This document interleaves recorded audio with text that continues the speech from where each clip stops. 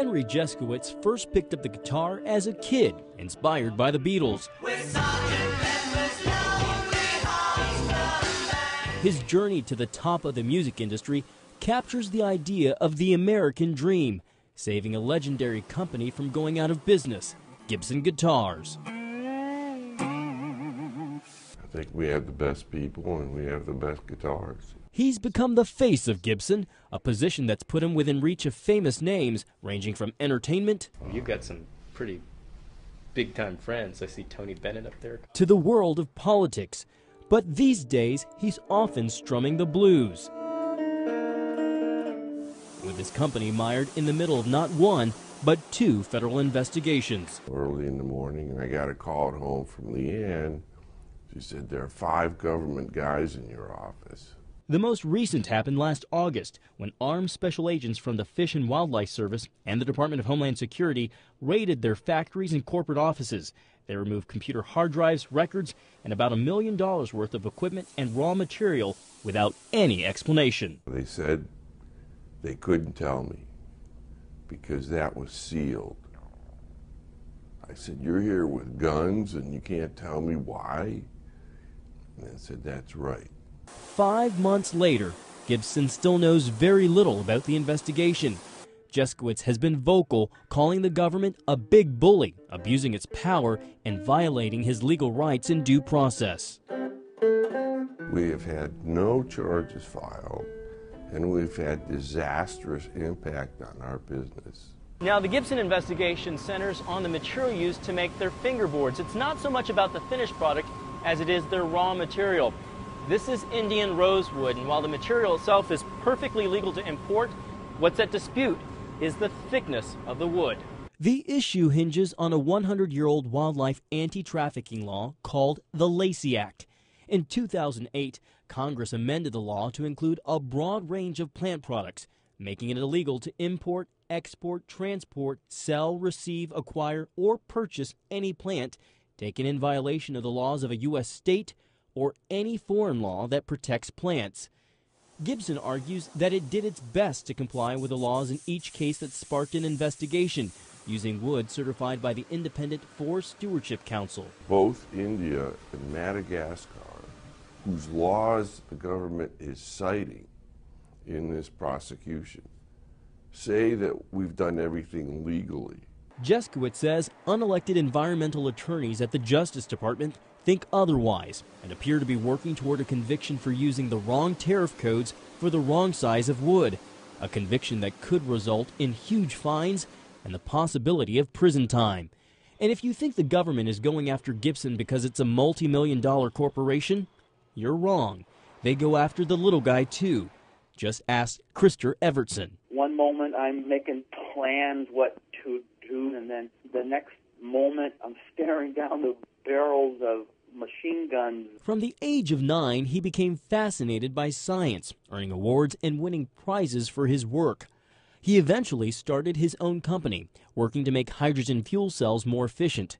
But in May 2004, he says his American dream turned into a nightmare when 2 SUVs filled with SWAT agents ran him off the road and arrested him. The only thing that mattered was, what are they going to do with me? Are they going to throw me in jail? Are they going to let me go? Are they going to shoot me? And what did he do?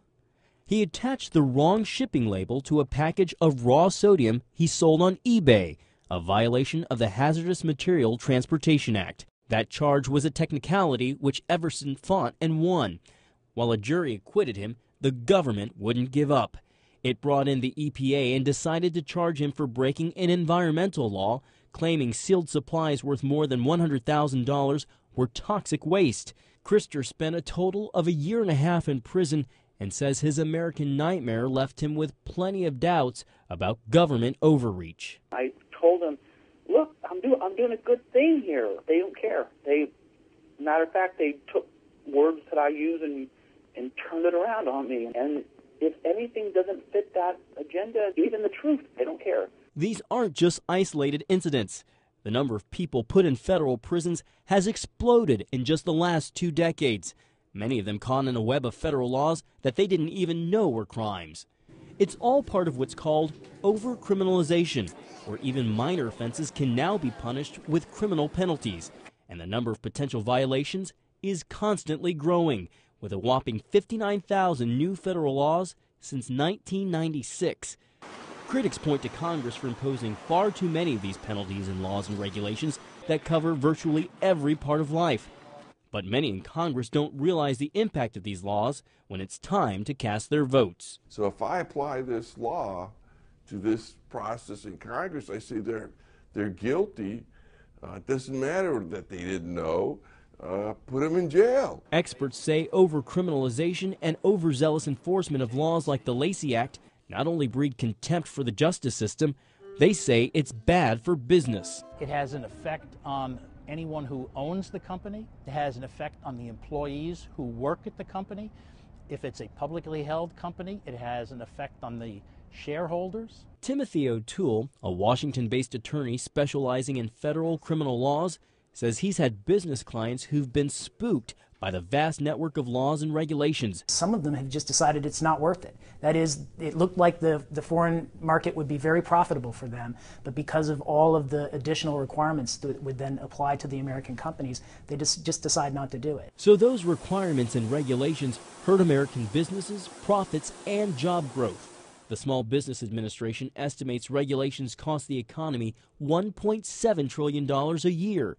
The case against Gibson carries wider implications, affecting other music and furniture makers and any company that uses rare wood. So it causes you to say, why Gibson? And have you gotten any answers on that? No, we have not. Tennessee Congressman Marsha Blackburn is backing legislation that would fix the problems companies like Gibson are facing. Here is a company, an iconic American company, who creates a product here.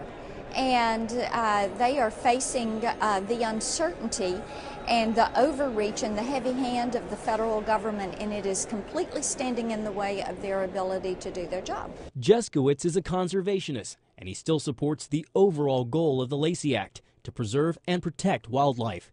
But he warns if the law stands uncorrected, it could create even more victims of federal prosecution when it comes to declaring wood-based products Americans carry while traveling. So if you had a guitar and lipstick, that's two separate forms. And they could fine you $100,000 each, confiscate each, and then up to a year in prison for filling the form out incorrectly. He says that's why he's taking a stand and speaking out, trying to make sure America remains the sweet land of liberty and not a nation of criminals. Democracy means that each and every one of us is responsible for this country and what happens. If we don't have citizens that stand up and become part of the process to make it better, then we deserve what we get. John Jessup, CBN News, Nashville.